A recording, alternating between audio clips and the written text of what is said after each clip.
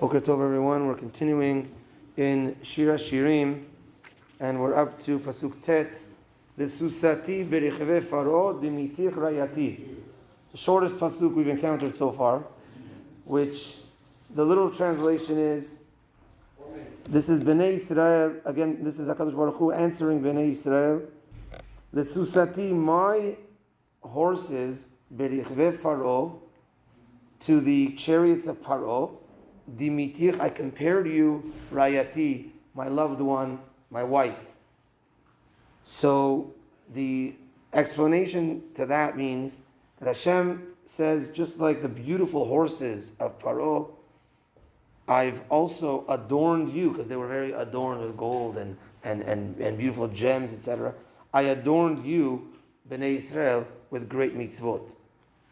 Rashi points out, L'susati, Hashem is talking about his horses, which is, in a way, the angels that he combated, the horses of Paro.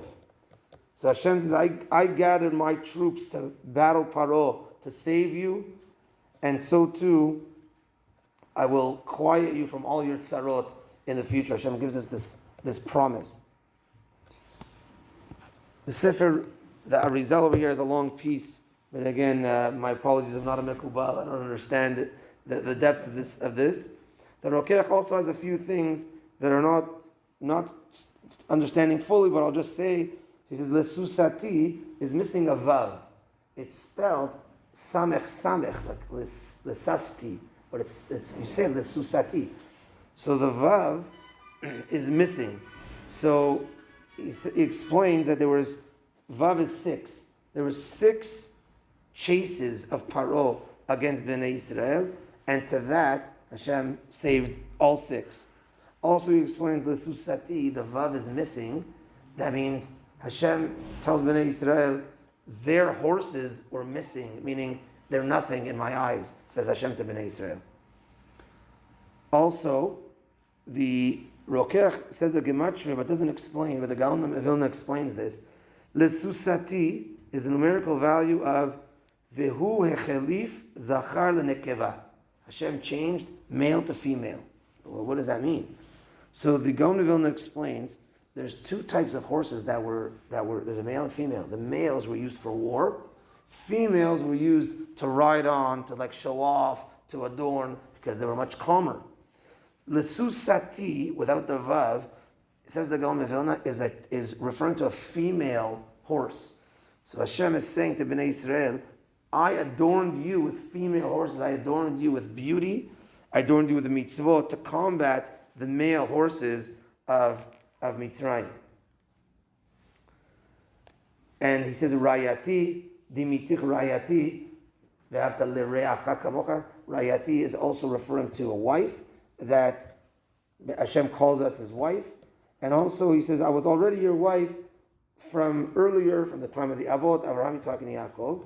And then the Pesukim, which we're not going to do today, gets into Navulcha Tzavarech B'Charuzim, Toreh Zahav Naselach in Nekodot HaKasef, talks about gold and silver. It talks about how Hashem adorned us, which gold and silver, etc. It's going to have, of course, deeper meanings to it. But this first Pasuk is Hashem's telling Bnei Yisrael that you had tough times in your life. You had Mitzrayim, etc. I took you out of there, and I adorned you even more. And then he's going to get into the explanation of how he adorned us. So I had to pull out the reserves today. I felt that there was a short pasuk, not so much on it. So there's also many other pirushim of Shir HaShirim. One of them is the Orach Chaim HaKadosh. Orach Chaim HaKadosh over here, his sefer is called Rishon LeZion, on the pirush of Shir HaShirim.